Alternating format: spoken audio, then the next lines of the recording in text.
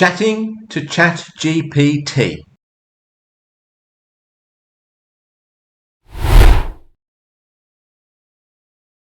Hi there.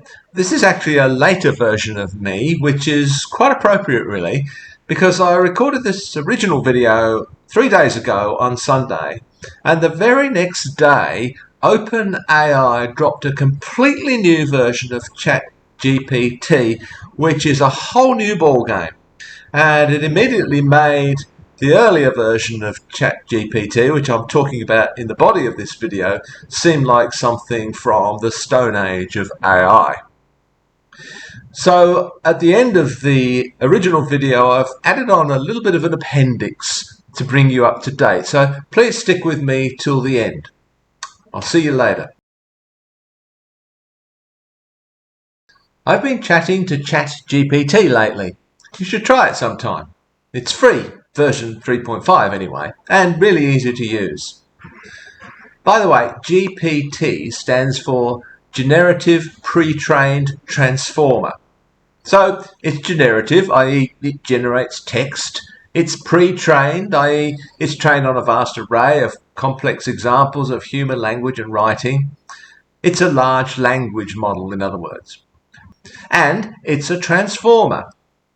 This refers to the way in which ChatGPT actually builds the text, a kind of architecture, transformer architecture in fact, which is how it builds a sentence by choosing the best word to follow the previous words. I don't pretend to know exactly how that works, but it has to do with the relationships between words. I actually asked Chazza, as I like to call it, what transformer architecture was, and this is what it has to say, at least in part. At its core, the transformer model relies on a mechanism called self-attention to weigh the importance of different words in a sentence when processing it. This mechanism allows the model to focus on different parts of the input sequence as needed, rather than processing it sequentially like earlier models such as recurrent neural networks, RNNs, or convolutional neural networks, CNNs. I'm not sure if that helps, but it's straight from the horse's mouth, so to speak. Note that using Chazza like this is much like using Wikipedia. In fact, I wouldn't be at all surprised if Chazza goes straight there for its first level answer. Or alternatively, if Wikipedia articles on transformer architecture were written using ChatGPT. I can see why educators might be somewhat concerned by Chazza, just as they're rightly concerned if a student simply copies huge chunks of material for their assignments from Wikipedia, or any other source for that matter. It's basically just a new way of committing plagiarism. Educational bodies now have access to ChatGPT detector technology. But if you ask Chazza to write a 500-word essay on the Peloponnesian War, it does a pretty good damn job. Much better than I could do without hours of reading and research. Okay, but actual learning is not just about being able to produce a final product, like a 500-word essay. Chazza can do that very effectively in just a few seconds. Basically, it takes as long as the appearance of the text on the screen. There doesn't seem to be any thinking time. But learning is as much about the process of getting there as it is about the end point of the journey. Going back to primary and secondary sources, learning to discern what's important and what isn't, learning how to detect one of the most reliable accounts, recognizing the various biases of different accounts, being able to answer a specific question about the war, in this example, expressing a personal opinion, describing how you arrived at that opinion, presenting evidence in support of your opinion, learning to write all that in a clear and concise way. That's quite a list. And even if in the end I don't even produce an essay, the experience has been valuable. Chazza doesn't have personal experiences. Not sure about that? Well, let Chazza speak for itself. I don't have personal experiences or emotions like humans do. However, I've been trained on a vast amount of text data which enables me to generate responses that may seem like they come from someone with experiences. So, while I don't have subjective experiences myself, I can certainly help you explore and understand yours. I can imagine using the essay Chazza produced on the Peloponnesian War as a starting point for further research, much as I might use Wikipedia as a starting point. Chazza will provide sources for you if you like.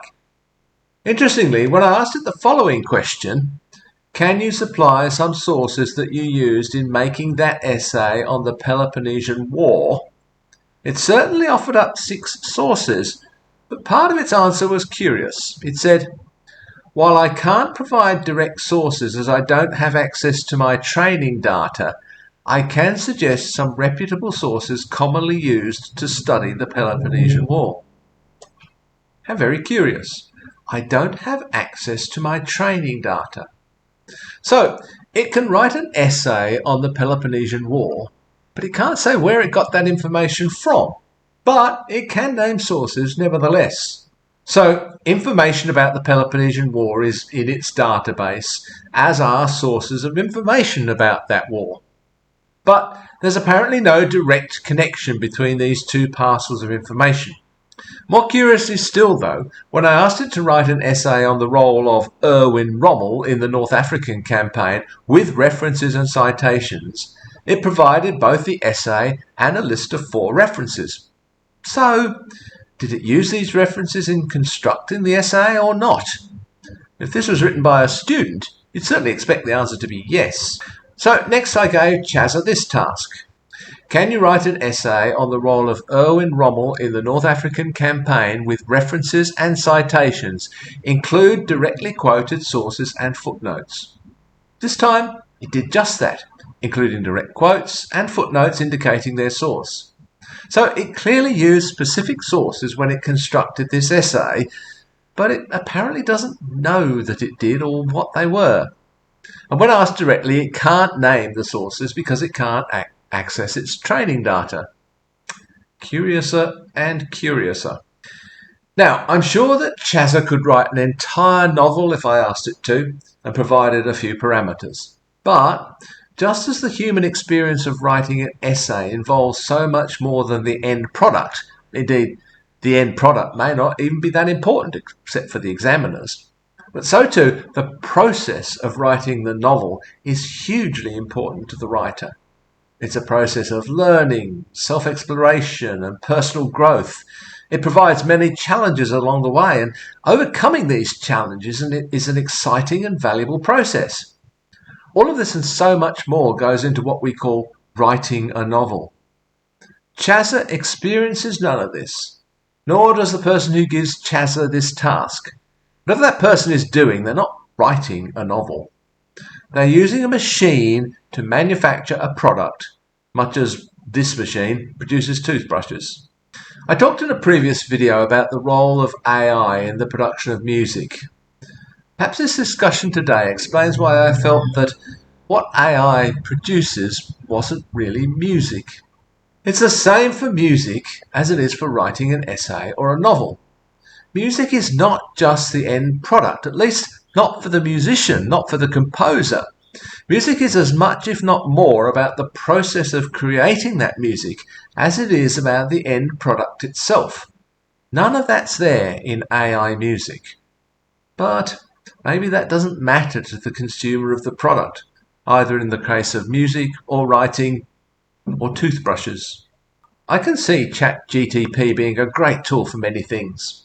For instance, it would be a great tool for writing advertising copy, where we're probably not too concerned about the soul of the writer. It's potentially a great way of providing information to people. For example, I may not be particularly interested in the Peloponnesian War myself. I may not want to learn about it. But it may be part of my job someday to provide some information about that to someone or a group of someone's.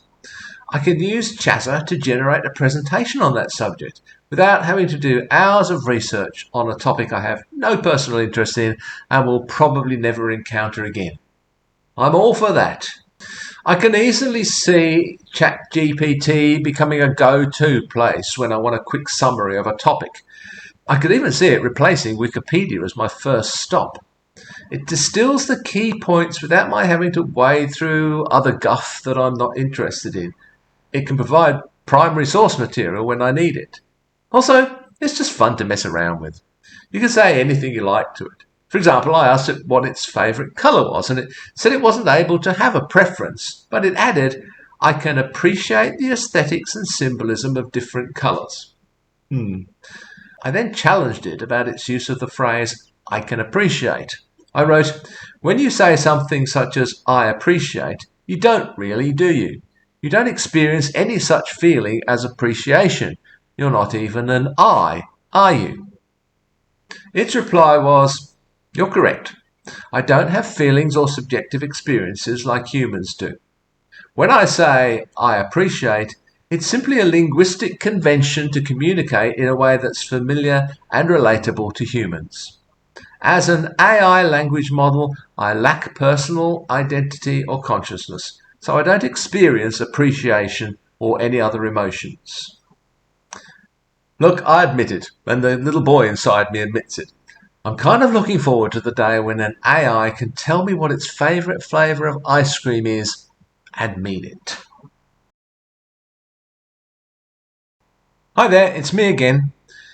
Now, as I mentioned at the beginning of this video, just a day after I recorded the previous section about ChatGPT, OpenAI released a completely new version called ChatGPT 4.0. That's the letter O, not the number 0.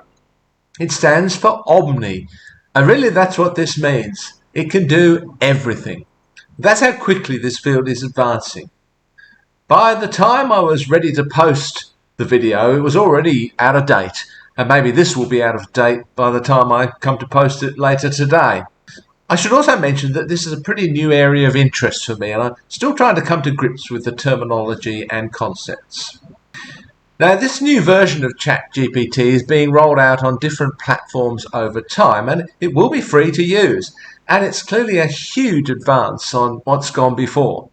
I've added a few links to the description below so that you can have a look at some videos describing how this works and demonstrating how it works. But just a couple of things to note. First, this version now has voice input and output, and the response is very conversational and virtually instantaneous. There was no detectable lag in the response of the software. For the first time, it's like having a conversation with a person. It's completely naturalistic. There's emotion in the voice, it makes jokes, and so on. Also, this version includes visual input, as well as being able to create images. You can show it things and it will discuss them.